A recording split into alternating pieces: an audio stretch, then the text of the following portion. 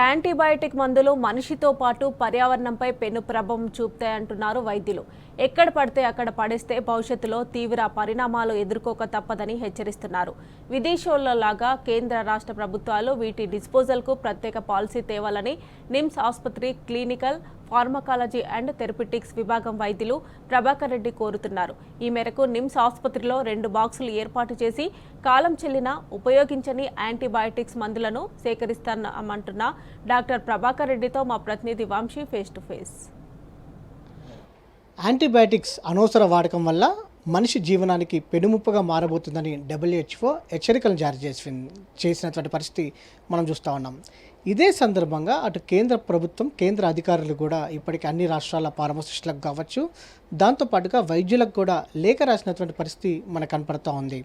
కేవలం మానవులకే కాదు, యావత్ పర్యావరణానికి కూడా ఒక పెనుముప్పుగా ఈ యాంటీబయాటిక్స్ మారనున్నాయని కూడా వైద్యులు చెప్తా ఉన్నారు. ఇంతకీ ఈ యాంటీబయాటిక్స్ ద్వారా పర్యావరణానికి కూడా ఎలాంటి ప్రమాదకారిగా మారనుంది అనే అంశానికి సంబంధించి కూడా మనతో పాటు మాట్లాడడానికి NIMS hospital clinical pharmacology and therapeutics doctor Prabhakar Reddy గారు మనతో పాటు ఉన్నారు. వారితో మాట్లాడించే ప్రయత్నం చేద్దాం. సార్ చెప్పండి, ప్రధానంగా యాంటీబయాటిక్స్ వల్ల మనిషి ప్రాణానికి ఎలా ప్రమాదకారిగా మారనున్నాయంటారు?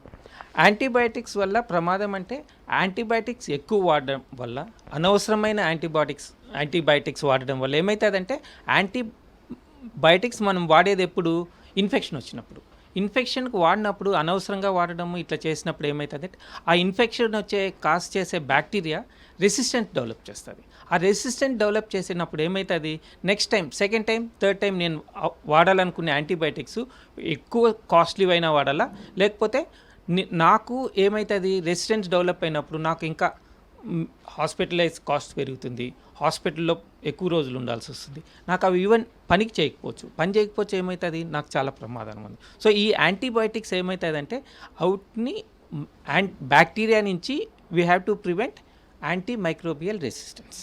అది మెయిన్ ఇంపార్టెంట్ థింగ్.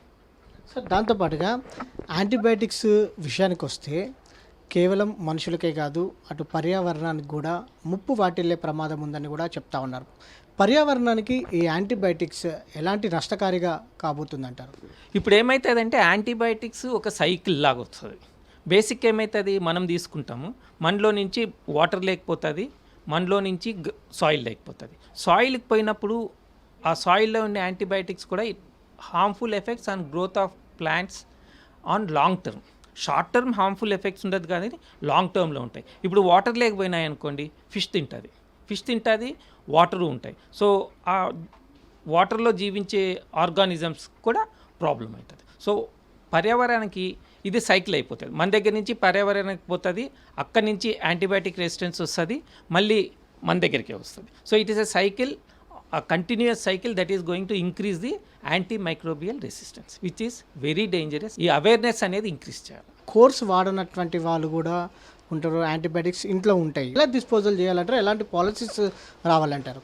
ఇప్పుడు గవర్నమెంటే పాలసీ తీసుకురావాలి.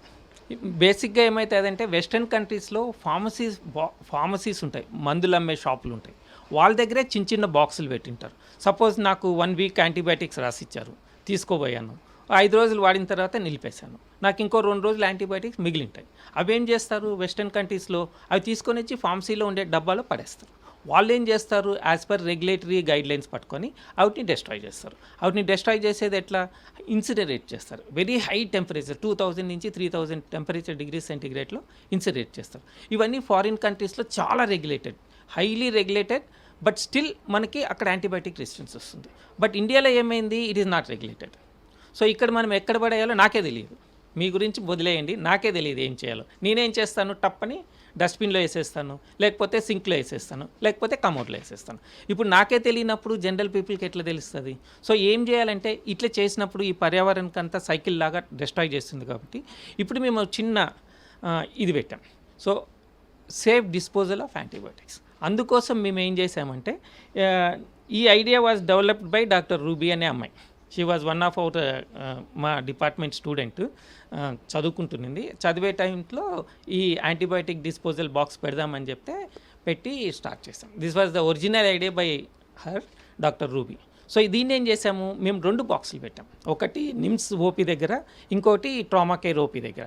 ఇవి ఏం చేస్తారంటే ఇంట్లో ఉండే అనవసరమైన యాంటీబయాటిక్స్, ఇప్పుడు మీరు డాక్టర్ 5 రోజులు రాసి ఉంటాడు, 3 రోజులకు వాడతారు, మిగతా 2 రోజులు అట్లే ఉంటాయి. ఇంకా ఏం చేస్తారు, ఇవి ఎక్స్పైర్ అయిపోతాయి, సో వాడరు, అట్లే ఉంటాయి.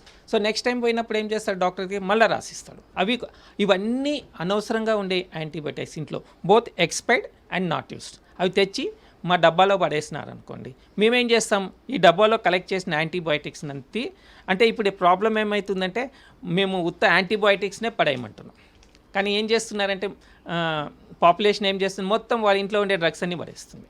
సో మేమేం చేస్తున్నాం, ఇవన్నీ సపరేట్ చేయాల్సి వస్తుంది, ఎందుకంటే మిగతావి మనకు అంత డేంజర్ లేవు. ఇప్పటివరకు మీరు ఎన్ని కలెక్షన్ చేశారు సార్? మేము ఇట్లాంటి కవర్లు ఆల్మోస్ట్ 15 to 20 కవర్స్ కలెక్ట్ చేసాము. బట్ అన్ని కవర్లు 15 to 20లో మాకు almost 2 to 3 covers of antibiotics అంతే.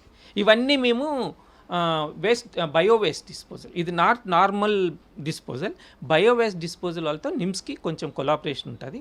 వాళ్ళకి ఇచ్చి పంపించేస్తే వాళ్ళు as per rules and regulations incinerate చేస్తారు. మొత్తం మీద మనం చూస్తూ ఉన్నాము, ఈ యాంటీబయాటిక్స్ అనేవి ఆరోగ్యానికే కాదు అటు పర్యావరణానికి కూడా పెను ప్రమాదం అని కూడా చెప్తా ఉన్నారు.